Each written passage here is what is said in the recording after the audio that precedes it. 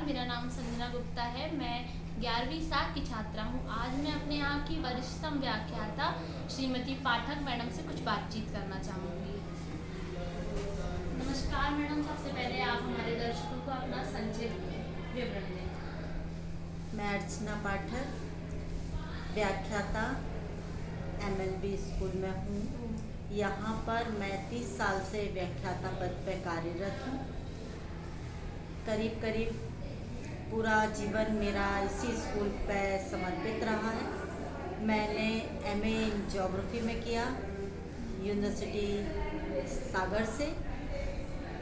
उसके बाद मैंने जबलपुर से B.Ed किया। इसके बाद मैं सिडनी MLB स्कूल में व्याख्याता पद पर 85 से कार्यरत हूँ। मैम, आप शासकीय सेवा में इतने वर्षों से हैं, तो एक शिक्षक की भांति आपका अनुभव कैसा रहा है? मेरा अनुभव बच्चों के साथ तो बहुत अच्छा रहा है, क्योंकि हर वर्ष नए बच्चे मुझे प्राप्त हुए हैं और बच्चों की जो इच्छा होती है और अधिक जानने की, उसके लिए मैं सतत प्रयत्नरत रही हूँ। मैंने बच्चों को इवन शोध पत्र तक बनवाया है।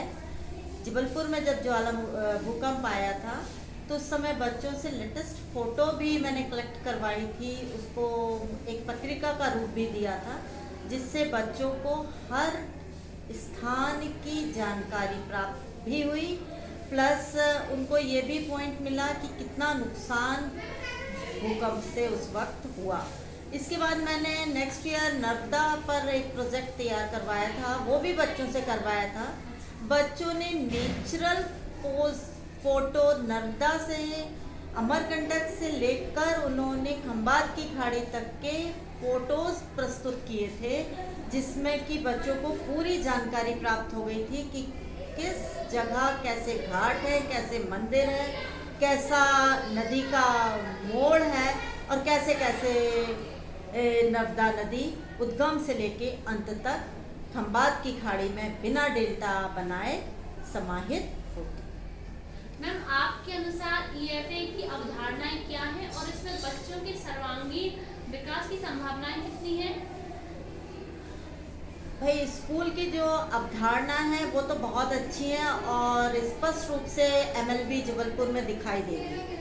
प्रति शनिवार को जो वर्क हो रहा है, बच्चों की जो प्रस्तुतियां हैं, वो सर्वश्रेष्ठ कहूँगी मैं, क्योंकि मेरे यहाँ के जो बच्चे हैं उनको कोई किस्म से पहले ट्रेनिंग नहीं दी गई। उनको डायरेक्ट बोला जाता था कि बेटा पेंटिंग बनाओ, बेटा आज ये लिखना है, आज इस पर निबंध लिखना है या इस पे कविता आपको शो करना है। तो बच्चों ने तात्कालिक तैयारी की, तत्काल से उनको पेंटिंग बनानी थी। 2 घंटे के अंदर उन्हें इतनी खूबसूरत पेंटिंग बनाई।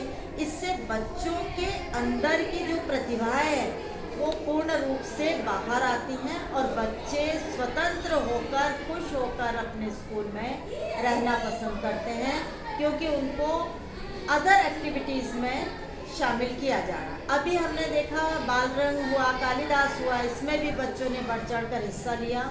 उनने डांस किया, उनको भील वाले डांस सिखाए गए, मतलब पारंपरिक रूप से जो डांस है उस पर फोकस किया गया था इस बार बच्चों का।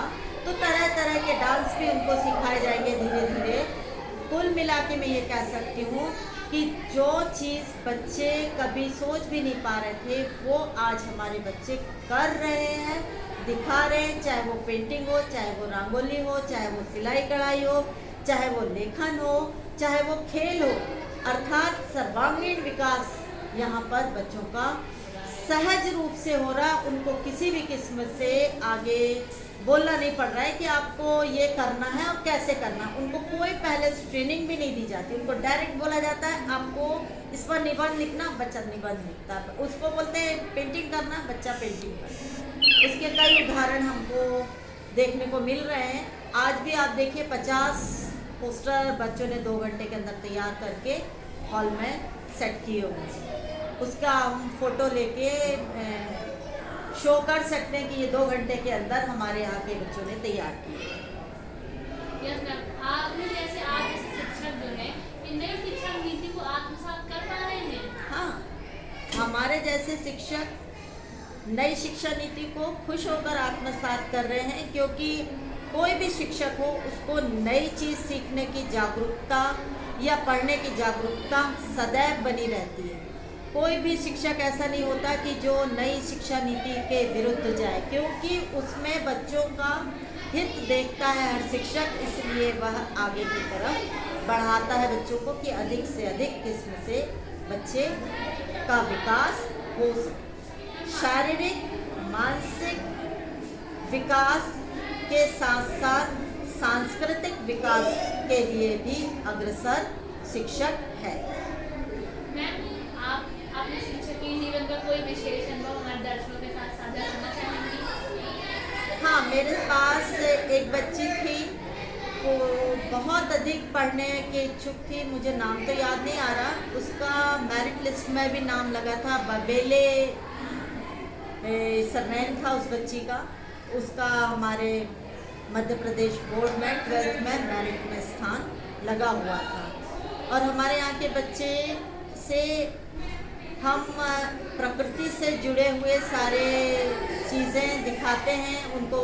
ज्योग्राफी में मैं पत्थर भी ढूंढवाती हूँ, बच्चों को पत्थर से भी, प्रकृति से भी, पेड़ पौधों से भी परिचित कराती हूँ तथा उनको ढूंढने के लिए प्रेरित भी करती हूँ कि तीनों चट्टानें लाइए, आग्नेय चट्टान, अवसादी चट्टान और परिवर्तित चट्टान, तीनों चट्टानें लाइए। उनका बाकायदा बच्चों को जानकारी दी जाती है। इसके साथ साथ उन चट्टानों में जो कि बच्चे नदी से उठा लाते हैं या कहीं से भी उठा लाते हैं, उन पर चित्र का भी मैं फोकस कराने का कोशिश करती हूँ, जिससे कि वो हैवी होती है, उनके टेबल पर रखी जा सके। उसमें आकृतियाँ बनती हैं जो कि बच्चे आराम से देख सकते हैं कि ये ज्वालामुखी है, ये धरातल संरचना से संबंधित जितने भी चित्र हैं बच्चे पत्थर पे बनाते हैं। ये मैंने सोचा है कि बच्चों को ये जागृति होना चाहिए कि हम जो वेस्ट मटेरियल है, जिसका यूज़ नहीं हो रहा, जो फ्री में मिल रहा है, उसका यूज़ करें और पढ़ाई के लिए उपयोग करें। मैम, भूगोल विषय के अध्यापन में आप क्या नवाचार करते हैं और अपने अध्यापन को प्रभावी बनाते हैं? एक तो यही बताया मैंने अभी कि चट्टानों पर विभिन्न किस्म के आकृति प्रदर्शन करना। दूसरा, मैंने बच्चों को जैसे गेहूँ है तो गेहूँ का चित्र बनवाती हूँ, गेहूँ की बाल क्या है, किस तरीके से वो बनता है, और उसके छोटे छोटे कॉलम में उनको क्लियर करवाती हूँ कि इसका टेम्परेचर मतलब इतना, तो उसका ऐसा चार्ट बनवा देती हूँ। सारे अन्न का एक चार्ट, सारे उद्योग का एक चार्ट, सारे खनिज का एक चार्ट, जिससे कि बच्चे एक पन्ने में सारा कुछ पढ़ सकें, उनको अन्यत्र ना जाना पड़े। मेरे प्रोजेक्ट फाइल में भी मैंने इसको ऐड किया हुआ है। मैम, आप हमारे यहाँ की वरिष्ठतम व्याख्याता हैं, तो संभवतः निकट भविष्य में आपकी सेवानिवृत्ति हो, आप अपनी आगामी पीढ़ी को क्या संदेश देना चाहेंगी? मैं सचमुच में 4 मंथ के अंदर रिटायर्ड हो जाऊंगी। फरवरी मेरा लास्ट मंथ रहेगा।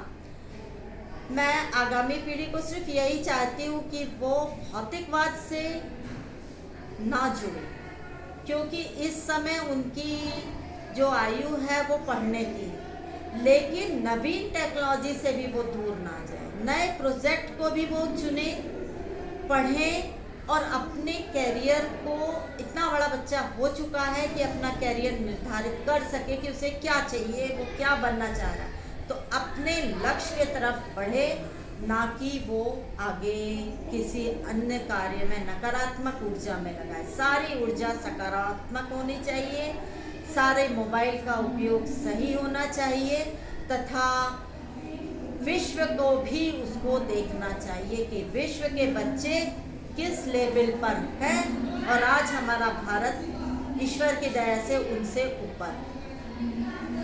आपने अपना कीमती समय हमको दिया, इसके लिए आपका बहुत बहुत